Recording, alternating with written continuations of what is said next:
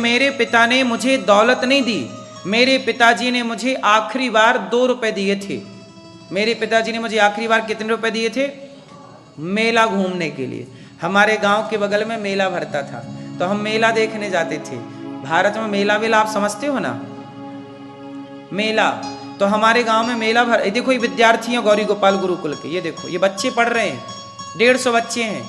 इन बच्चों को देखो, ये कपड़े, भोजन, ये गुरुजन पढ़ाना, इनका प्रॉपर। कभी गौरी गोपाल आना, अपनी आंखों से देखना। ये 150 बच्चे हैं।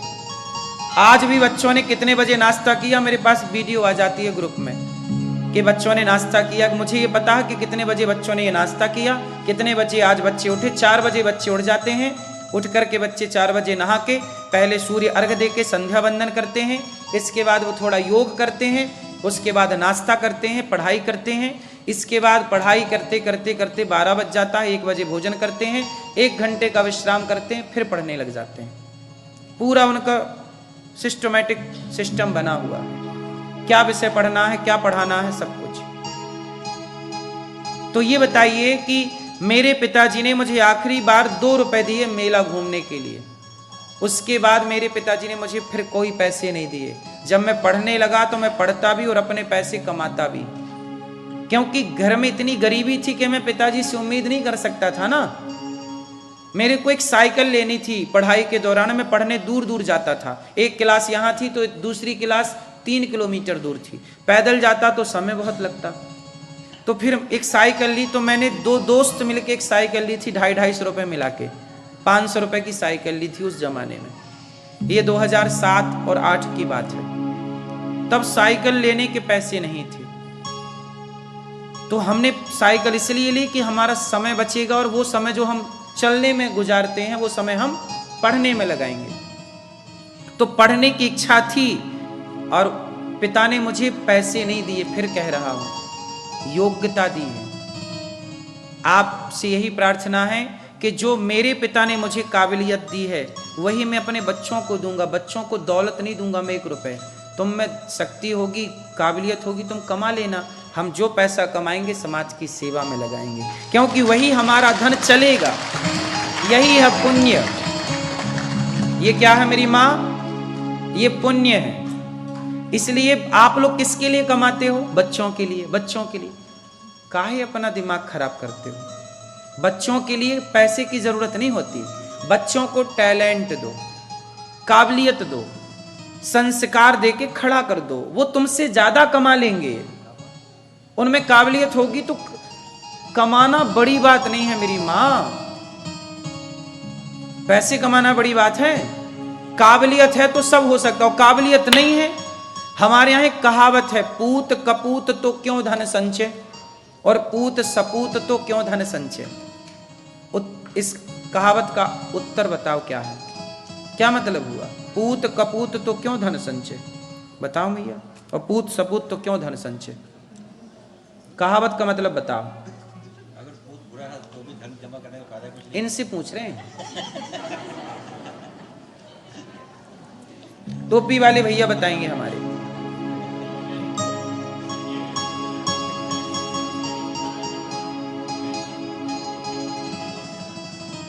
सुंदर। बेटा नालायक है तो क्यों कमाना है? नालायक तो जितना कमाओगे सब उड़ा देगा। और लायक है तो भी क्यों कमाना? लायक होगा तो कमा के खा लेगा। हमारे पिताजी ने हमें 1 रुपए नहीं दिया, पर काबिलियत होगी तो हम सब कर सकते हैं अपने बलबूते पर। ऐसी पुत्र करेगा। ना हमारे पिता ने हमारा टेंशन लिया, ना हम अपने पुत्र का टेंशन लें। हम यही सिस्टम डेवलप करें, हम यही परंपरा बनाएं कि हमारे पिता ने टेंशन नहीं लिया हमारे लिए। केवल उन्होंने ये टेंशन ली कि हमारे पुत्र को हम लायक बना दें, संस्कारवान बना दें। इतनी चिंता हम भी करें कि हमारा बेटा संस्कारी बने, लायक बने, बस। इसके बाद आगे की आपकी जिम्मेदारी नहीं है। पैसे के पीछे लोग पागल हैं। जो पैसे आपके तिजोरियों में रखे हैं, जो पैसे आपके, कुछ लोग ऐसे हैं मर जाते हैं और बैंक में पैसा पड़ा रह जाता है। कोई नॉमिनी नहीं बन पाती, कोई निकालने वाला नहीं हो पाता। हाँ या ना? करोड़ों की संपत्ति बैंकों में जमा है। अरे भाई, बैंक में क्या जमा किए हो, जितनी जरूरत हो उतना जमा करो, फ्यूचर की प्लानिंग थोड़ी सी करनी चाहिए। अच्छा, लेकिन जो पैसा है उस पैसे को सेवा में लगाओ। पैसा है किसके लिए?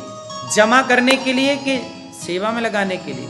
अच्छा ये बताओ, कुएं में पानी भरा है, ना निकालो तो कुएं का पानी शुद्ध रहेगा? सड़ जाएगा। और पानी निकलता रहेगा कुएं से तो साफ रहेगा। हाँ या ना? निकालते रहोगे धन सेवा के लिए, परोपकार के लिए, तो धन शुद्ध बना रहेगा, वरना वही धन अशुद्ध हो जाएगा। और वही अशुद्ध धन फिर बीमारियां पैदा करता है। वही अशुद्ध धन बच्चों की बुद्धियां बिगाड़ता है। बच्चे फिर शुरा सुंदरी की तरफ भागते हैं। ज्यादा पैसे हैं आपके पास तो आपके बच्चों के बिगड़ने की संभावनाएं भी ज्यादा हैं। बोलो हाँ। आप लोग सफल हैं तो आपके बच्चों के बिगड़ने की संभावनाएं 50% ज्यादा है। हाँ या ना? क्योंकि आपके बच्चों को कहीं ये दिमाग में ना जाए, यार मेरे बाप के पास तो है, मैं क्यों कमाऊं। आज यही तो है, कुछ लोग, कुछ बेटे इसलिए नहीं कहा अरे मेरे बाप के पास तो है। असफल रहेंगे आप दोनों असफल हो गए, बाप बेटा दोनों। इसलिए बच्चे को कभी ये पता ही मत लगने दो कि आपके पास पैसा है। बच्चे को सदा ये बताओ कि आप बहुत मेहनत कर रहे हैं। बेटा, बच्चे को ये बताओ कि $1 की कीमत क्या है, $1 की कीमत क्या है। उसे ये मत एहसास दिलाना कि यार अपने पास बहुत है। बहुत, जिस दिन उसे पता चल गया बहुत है, वो निकम्मा हो जाएगा, अकर्मण्य हो जाएगा।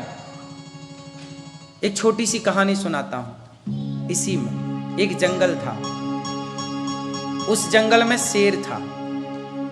सर्कस वालों ने शेर पकड़ लिए और 10 शेर पकड़ के ले आए अपने सर्कस। सर्कस समझते हो? पहले सर्कस होते थे तो सर्कसों में ना शेर काम करता था। तो एक सर्कस था, उसमें 10 शेर थे। अब सर्कस में उनको ट्रेनिंग दी गई, पिंजरे में रखा गया, मालिक टुकड़ा देने लग गया मांस का। शेर वो मांस का टुकड़ा खाने लग गए और ऐसा करते करते 10 साल हो गए। 10 साल बाद सरकार ने कहा कि भाई आप जितने सर्कस हैं सब सर्कस बंद करो और जंगल के जानवरों को आप टॉर्चर करते हो जंगल में छोड़ो।